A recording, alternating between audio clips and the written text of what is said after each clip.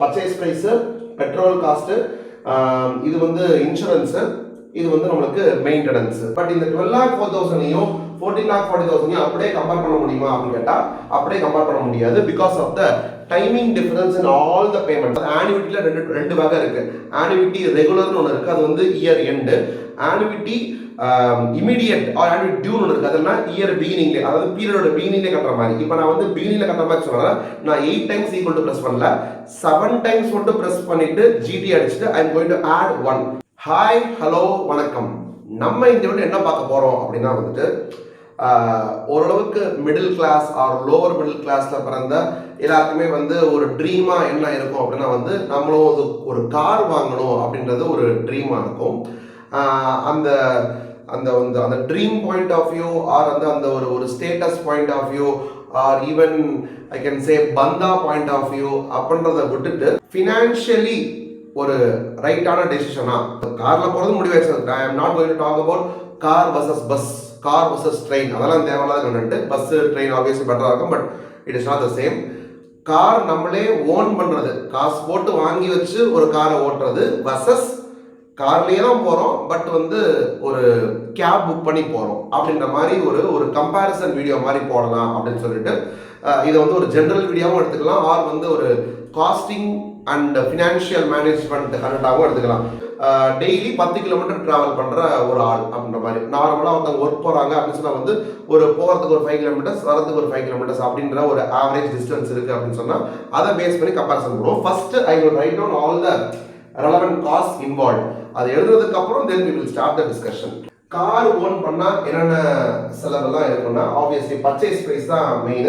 ஒரு 6 to 7 lakhs range எப்படினாலும் வந்து ஒரு ஆன் ரோட் பிரைஸ்ன்னு சொல்லுவாங்க, அது வந்து எப்படியோ 7 கிட்ட 8 lakhs ஆயிரும். நான் சும்மா 7 lakhs எடுத்துக்கிறேன், ஓகேவா? 7 lakhs அப்படின்றது வந்து ஒரு காஸ்ட். இது போக என்ன அப்படின்னா வந்துட்டு டெய்லி வந்து என்ன சொல்கிறேன், போகிறதுக்கு 5 கிலோமீட்டர், வரதுக்கு டோட்டலாக 10 கிலோமீட்டர்ஸ் ட்ராவல் பண்ணுறாங்க அப்படின்ற. அப்புறம் ஒரு மாதத்தில் சும்மா ஒரு ஆவரேஜாக 30 days கொஞ்சம் எடுத்துட்டோம்னா 10 கிலோமீட்டர்ஸ் மல்டிப்ளைட் பை 30 அப்படின்னா ஒரு மாதத்தில் வந்து ஒரு 300 கிலோமீட்டர் போகிறாங்கன்னு வச்சுக்கோங்க.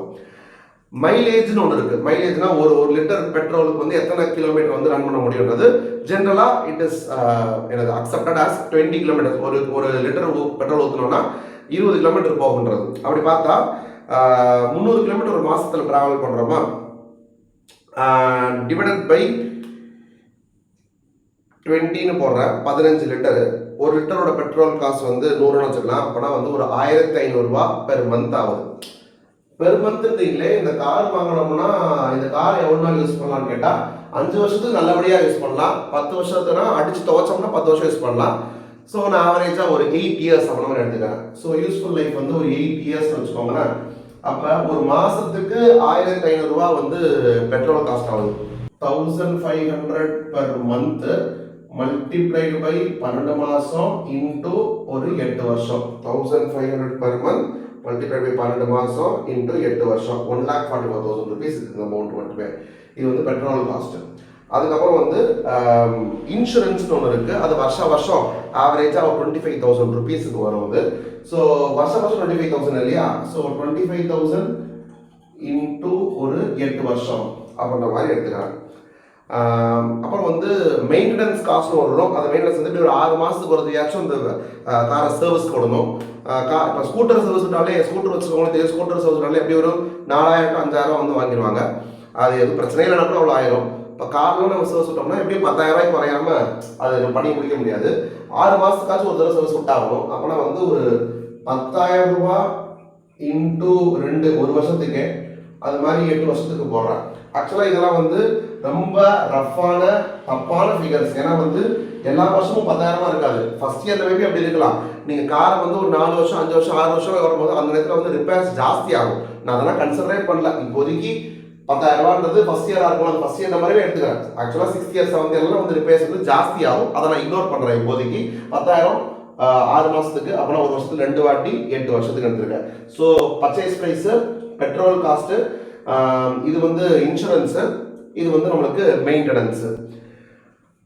இதோட இது வெயிட் பண்ணுவோம். மீதி காசு இதை பார்த்தோம். ஹையரிங் கேப், கேப் போனோம்னா நமக்கு வந்து இந்த போகிறதுக்கு 5 கிலோமீட்டர் வரதுக்கு 5 கிலோமீட்டர் சொல்லல.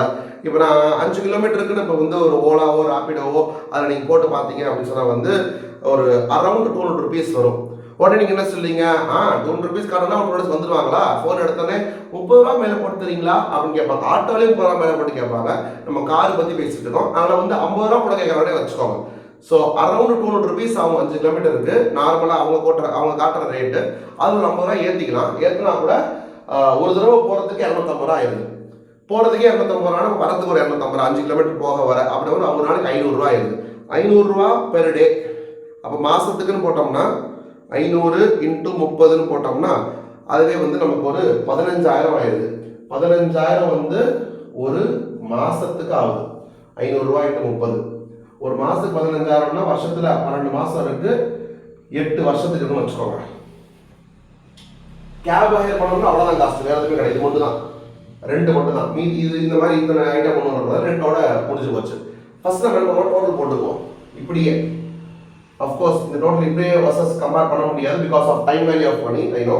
பட் ஸ்டில் முதல்ல இது போட்டுக்கலாம். 1500 × 12 × 8 போட்டோம்னா திஸ் இஸ் 1,44,000.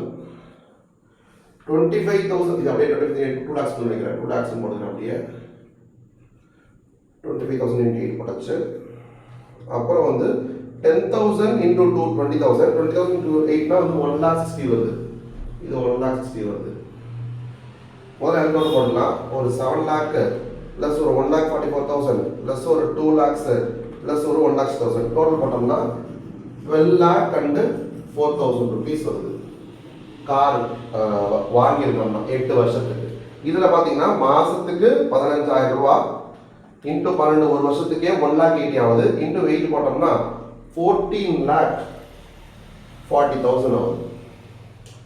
கார் வாங்கியிருந்தா 12,04,000. இதுவே வந்து கேபு இது செலவு பண்ணி போனோம்னா வந்துட்டு 14,40,000 ஆகுது. பட் இந்த 12,04,000ஐயும் 14,40,000ஐயும் அப்படியே கம்பேர் பண்ண முடியுமா அப்படின்னு கேட்டால் அப்படியே கம்பேர் பண்ண முடியாது. Because of the timing difference in all the payments. எல்லாத்துலேயுமே வந்து டைமிங் டிஃபரன்ஸ் இருக்கு. கரெக்டா? காஸ்டிங் படி ஓகே. இப்போ நம்ம என்ன முடிச்சோம்னா காஸ்டிங் முடிச்சிருக்கோம். எல்லாத்துக்கும் செலவுன்னு பார்த்தா எவ்வளோ வருது, இதுவும் செலவுன்னு பார்த்தா எவ்வளோ வருது. காஸ்டிங் ஓரளவுக்கு அப்ராக்சிமேட்டாக போட்டாச்சு. பட் ஃபினான்ஷியல் மேனேஜ்மெண்ட் பார்த்துருக்கல இன்னும் நமக்கு. ஃபினான்ஷியல் மேனேஜ்மெண்ட் பார்த்தா நான் வந்து டைம் வேல்யூ பண்ணி கன்சிடர் பண்ணோம். இது வந்து 7 லட்ச ரூபா நான் இன்னைக்கே செலவு பண்ணுறேன். இந்த 15,000 அப்படி கிடையாதுல்ல. இந்த 15,000 இன்ஃபேக்ட் வந்து இந்த 15,000 எப்படி தெரியுமா, டெய்லி பேசிஸ்ல நம்ம வந்து 500 ரூபாயா செலவு பண்ணிருக்கோம். ஆனால் டெய்லி பேஸில் 500 ரூபா போட்டோம்னா அதுக்கான பெர் டே எவ்ரி டேவா நம்ம காம்பவுண்டிங் டிஸ்கவுண்ட்ல பண்ண முடியும். அதனால வந்து மாசத்துக்கு வச்சுக்கிறேன், மாசத்துக்கு 15,000 வச்சுக்கிறேன்.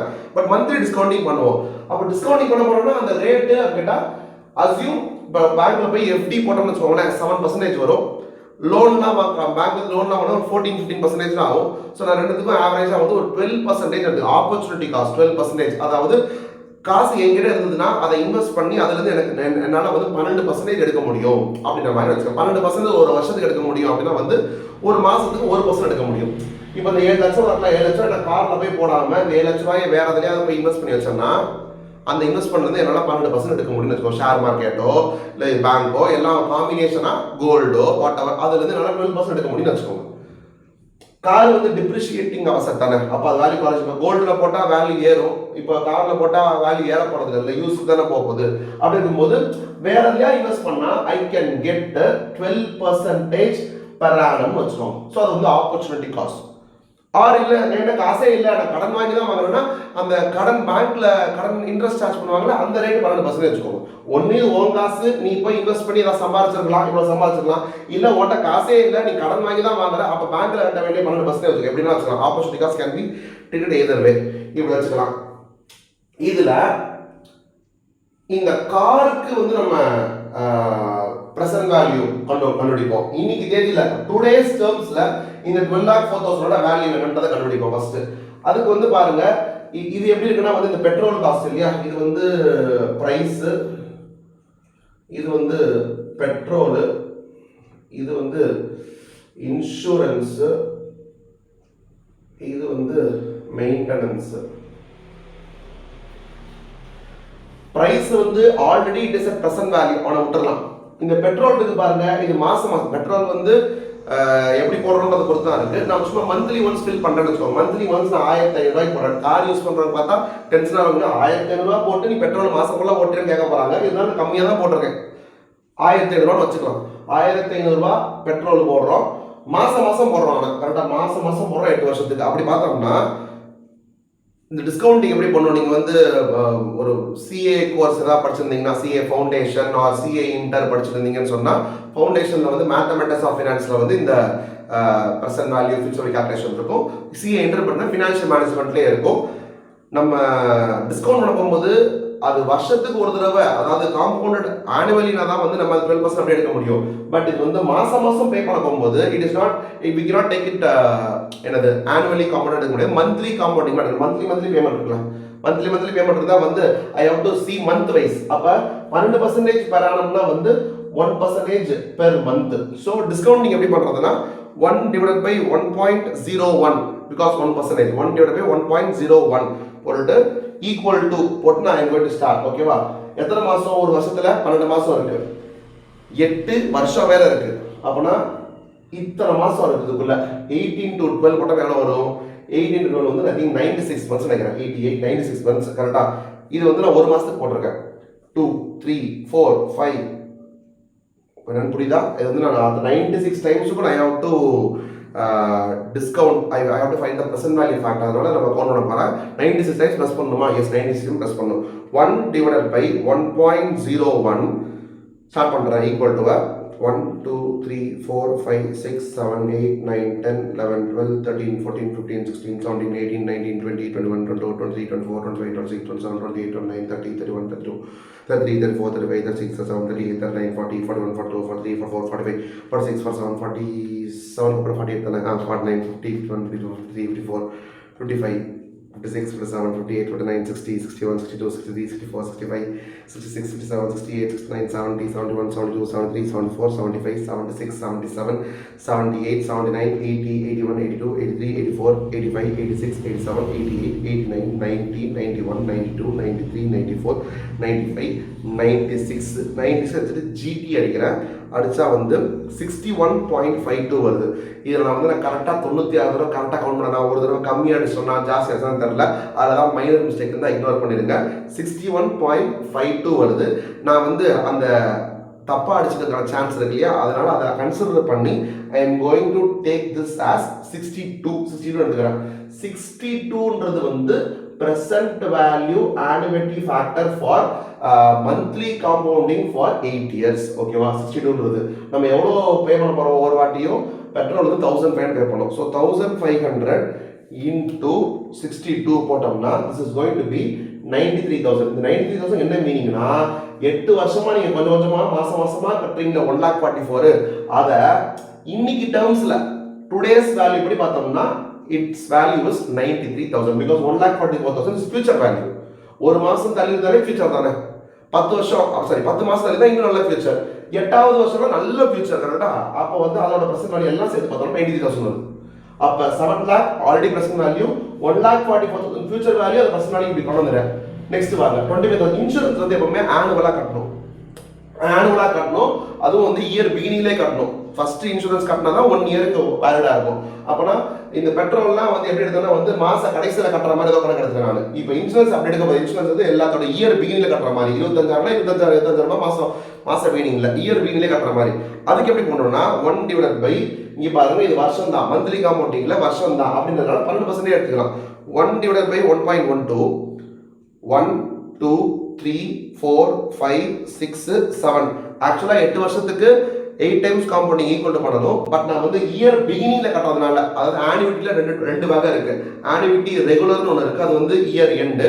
ஆனுவிட்டி இமீடியட் ஆர் ஆனுவிட்டி டியூன்னு ஒன்று இருக்கு, அதெல்லாம் இயர் பிகினிங்ல, அதாவது பீரியடோட பிகினிங்ல கட்டுற மாதிரி. இப்போ நான் வந்து பிகினிங்ல கட்டுற மாதிரி சொன்னா நான் 8 டைம்ஸ் ஈக்குவல் டு பிரஸ் பண்ணல, 7 டைம்ஸ் மட்டும் பிரஸ் பண்ணிட்டு GT அடிச்சுட்டு I am going to add 1 for the first year without discounting.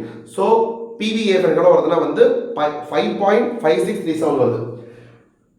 5.5637 வருது. இது this multiplied by 25,000 அப்படி போட்டால் எவ்வளோ வருதுன்னா 1,39,093 வருது. 100 ரூபா எடுத்துக்கலாம். 1,39,100 எடுத்துக்கிறேன். ஓகேவா? 2 lakh பே பண்றவங்க மொத்தமா அதோட பிரசன்ட் வேல்யூ எவ்வளவுனா 1,39,100. டன்னா. அடுத்து மெயின்டெனன்ஸ். மெயின்டெனன்ஸ் வந்து எப்படி பேசுற பாத்துக்கோங்க. மெயின்டெனன்ஸ் வந்து ஆக்சுவலா 6 மாசத்துக்கு ஒரு தடவை பண்றோம். அதோட 2 தடவை வருது ஒரு வருஷத்துக்கு. அப்புறம் 8 வருது. அப்போ அது வந்து ஹாஃப் இயர்லி காம்பவுண்டிங்கா பண்ணணும். 12% வருஷத்துக்கு. அப்ப ஹாஃப் இயர்னா 6% எடுக்கணும். ஸோ 1/1.06 கரெக்டா? மெயின்டெனன்ஸ்ன்றது எப்பவுமே வந்து 6 மாசம் ஓட்டுனதுக்கு அப்புறம் தான் பண்ண போறோம். அப்ப எண்ட் ஆஃப் ஈச் 6 மந்த்ஸ்னு வச்சுக்கிறேன். அப்போ 1/1.06 போட்டு 1 போட்டோம்னா இது வந்து ஃபர்ஸ்ட் 6 மந்த்ஸ்க்கு. இது மாதிரி எத்தனை வரப்போகுது? மொத்த வருஷத்துக்கே 2. 8 வருஷத்துல 16 6 மந்த்ஸ் இருக்கும். அப்படின்னா இது 1 போட்டேன். 2 3 4 5 6 7 8 9 10 11 12 13 14 15 16 போட்டுட்டு ஜிடி அடிச்சோம்னா 10.10 சம்திங் வருது. 10.1058 அப்படி வருது. அது மல்டிப்ளைட் பை எவ்வளவு ரூபா? ஒவ்வொரு வாட்டியும் 10,000 ரூபா நான் பே பண்றேன். அப்பனா வந்து இது எவ்வளவு வருதுன்னா வந்து 1,01,058 வருது. நான் 060 எடுத்துக்கிறேன். ஓகேவா? ரவுண்ட் பண்ணி 060 எடுத்துக்கிறேன். அப்போ 1,60,000 பிரசன்ட் வேல்யூ வந்து இவ்வளவு வருது. அப்படி பார்த்தோம்னா இந்த 7 lakhs அப்படின்னு ஒரு பிரசன்ட் வேல்யூ காஸ்ட் இருக்குல்ல, அது கூட நம்ம ஆட் பண்ண வேண்டியது வந்து இப்படி கிடையாது, இதெல்லாம் தான் ஆட் பண்ணணும். அப்ப 7 lakhs plus 93,000 plus 139,100 plus 101,060 இதெல்லாம் போட்டோம்னா ஐ எம் கெட்டிங் இதுக்கு பதிலா 10,33,160. ஹையரிங் கேபுக்கு வருவோம். இந்த 15,000 ஆக்சுவலா டெய்லி பேசிஸ்ல 500 ரூபா கட்டணும் 30 நாளைக்கு. டெய்லி பேசிஸ் காம்பவுண்டிங் ரொம்ப கொடூரமா போயிடும். அதனால வந்து மாச காம்பவுண்டிங்கா வச்சுக்கிறேன் 15,000 ரூபாய். வருஷத்துல 12 மாசம் இருக்கு, 8 வருஷம் இருக்கு. அப்ப 96 பண்றதால திருப்பி 1/by அதை பண்ணணும். பண்ணி எடுத்தது மேல நம்ம வந்து இந்த 62 எடுத்து நினைக்கிறேன். 62ன்றது இந்த கதை இன்டூ 15,000 பண்ணீங்கன்னா 9,30,000 வருது. அப்படி பார்த்தா 7 லட்சம் ரூபாய்க்கு கார் வாங்கி மாசம் 1,500 ரூபாய்க்கு பெட்ரோல் போட்டு 12 மாசத்துக்கு 8 வருஷத்துக்கு 25,000 வருஷம் இன்சூரன்ஸ் கட்டி 8 வருஷத்துக்கு 10,000 6 மாசத்துக்கு மெயின்டெனன்ஸ் கட்டி வருஷத்துல 2 தடவை கட்டி 8 வருஷம் கட்டினா அதோட டோட்டல் காஸ்டோட பிரசன்ட் வேல்யூ 10,33,160 வருது. ஆனா அதுக்கு பதிலா நீங்க வந்து ஒரு கேபை ஹையர் பண்ணிட்டு டெய்லி பேசிஸ்ல 500 ரூபாய் செலவு பண்ணி மாசத்துல வந்து 15,000 செலவு பண்ணி அதை 12 மாசமும் பண்ணி 8 வருஷமும் பண்ணீங்கன்னா அது எல்லாத்தோட பிரசன்ட் வேல்யூ எவ்வளவு வருதுன்னா வந்து 9,30,000 மட்டும்தான் வருது. 10,33 செலவு பண்றதுக்கு பதிலா நீங்க 9,30,000 பண்ணியே வந்து நீங்க என்ன பண்ணிடலாம், ஒரு கேபை வந்து ஹையருக்கு எடுத்து போயிடலாம். இப்போ இதுல வந்து சில விஷயங்கள் மட்டும் உங்களுக்கு டவுட் வரலாம். இந்த கார் வாங்கணும்னா இந்த 8 வருஷம் முடிவுல வந்து அதை வந்து ஒரு ஸ்கிராப் சேல்ஸ் பண்ணலாமே, அதுல இருந்து ஒரு செகண்ட் சேல்ஸ் பண்ணலாம்ல, அதுல இருந்து கொஞ்சம் காசு மாற சான்ஸ் இருக்கே, அதை நீங்க கன்சிடர் பண்ணவே இல்லையே. ஆக்சுவலா 8 வருஷம் கார் பண்ணாலும் இதுக்கப்புறம் 2-3 இயர்ஸ் வந்து செகண்ட் ஹேண்ட்ல யாராவது வாங்க ரெடியா இருப்பாங்கல்ல, அதுக்கு கொஞ்சம் காசு வரலாம்ல அப்படின்னு நீங்க யோசிக்கலாம். அப்படி நீங்க யோசித்தாலுமே அதை வந்து வாங்குறது 7 லட்சம் ரூபாய் காரு, அதை நீங்க 8 வருஷம் ஓட்டிட்டு வித்தீங்கன்னா எவ்வளவு வாங்க ரெடியா இருப்பாங்க? மேக்சிமம் போனா வந்து 1 லட்சம் வாங்க ரெடியா இருப்பாங்க. 1 லட்சம் வாங்கினீங்கன்னா 1 லட்சத்துக்கு விற்க முடிஞ்சதுன்னா எத்தனை வருஷம் கழிச்சு? 8 இயர்ஸ் கழிச்சு 1 லட்சம் விற்க போறீங்க. ஒரு அமௌண்ட்டை 8 வருஷம் கழிச்சு நீங்க 1 lakh வரப்போகுதுன்னு சொன்னா அது இன்னைக்கு தேதியில் அதோட வேல்யூ 1 லட்சம் கிடையாது. அது எவ்வளவா இருக்கும்னா 12% வந்து பண்ணணுமா? அப்படின்னா 1/1.12 1 2 3 4 5 6 7 8 போட்டோம்னா 0.403 ₹1 வந்துச்சுன்னா அதுக்கு 40 காசு தான் மதிப்பு இன்னைக்கு தேதியில. அப்போ 1 லட்சம் வருதுன்னா எவ்வளவா இருக்கும்? 40,000 தான் மதிப்பு. 40,388 ஏதோ வருது. அப்படியே அந்த ஸ்கிராப் வேல்யூ பண்ணினா கூட 40,388 வருது. அதை கூட மைனஸ் பண்ணிக்கோங்க. ஏன்னா இவ்வளவு செலவு இவ்வளவு ரெக்கவரி இல்ல. அப்ப 10,33,160 மைனஸ் 40,388 போட்டீங்கன்னா அப்ப கூட எவ்வளவுதான் வருது? 9,92,700 தான் வருது. அப்ப கூட கேப் ஹையர் பண்றது வந்து 9,30,000 தான் வருது. அப்ப நீங்க சொல்லலாம் அது எப்படி நீங்க வந்து ஒரு நாளைக்கு 500 எடுத்தீங்கல்ல, 8 வருஷமா அப்படியே இருக்கும் போது அந்த காஸ்ட் இன்க்ரீஸ் ஆகிட்டே போக சான்ஸ் இருக்கு. அது இன்க்ரீஸ் ஆகிட்டே போக சான்ஸ் இருக்குன்னா அப்புறம் வந்து இந்த இன்சூரன்ஸ் கூட தான் 25,000 பரியர் வந்து இன்க்ரீஸ் ஆகிட்டே போக சான்ஸ் இருக்கு.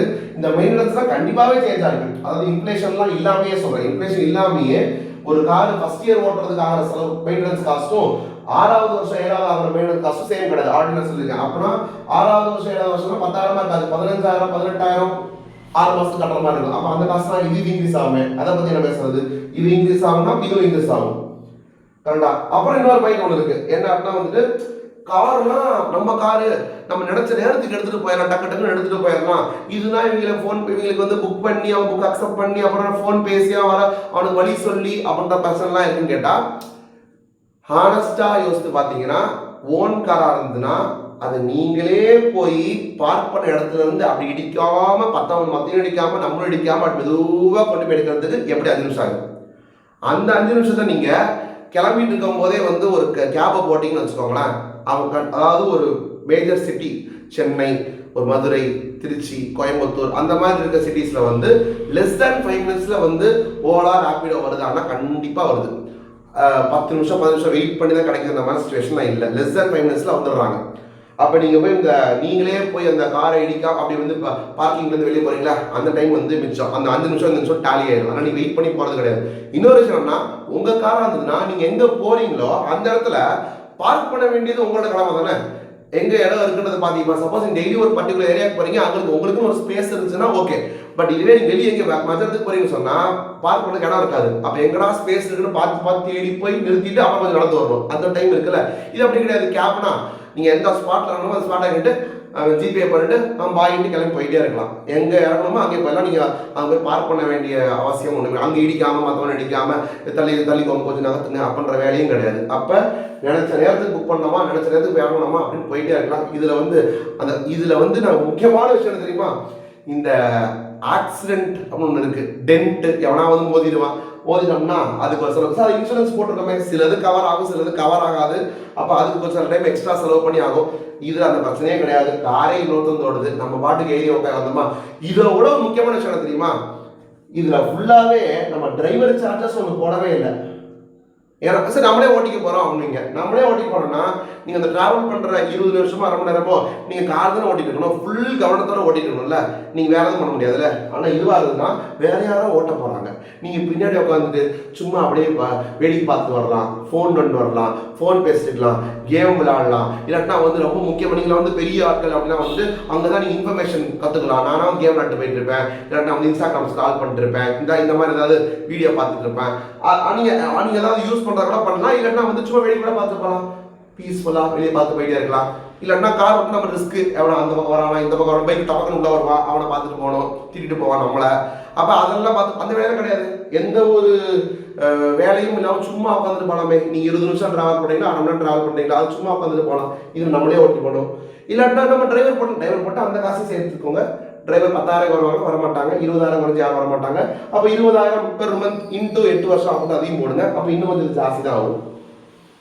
ஒரே ஒரு பெனிஃபிட் என்ன அப்படின்னா வந்து நம்ம டெய்லி பேசிஸ்ல 10 கிலோமீட்டர் போற மாதிரி நம்ம பேசியிருக்கோம். போறதுக்கு 5 கிலோமீட்டர், வரதுக்கு 5 கிலோமீட்டர். இதுவே ரொம்ப லாங் டிஸ்டன்ஸ் போறவங்களா இருந்தா போறதே 10 கிலோமீட்டர், வரதுக்கு 10, ஒரு நாள் 20 கிலோமீட்டர் போறேன், இல்லாட்டினா போறதுக்கு 15, வரதுக்கு 15, 30 கிலோமீட்டர் போறேன் அப்படின்ற மாதிரி இருந்ததுன்னா ஸ்லைட்லி ஓனிங் கார் வந்து பெட்டர் ஆகிறதுக்கான சான்ஸ் இருக்கு.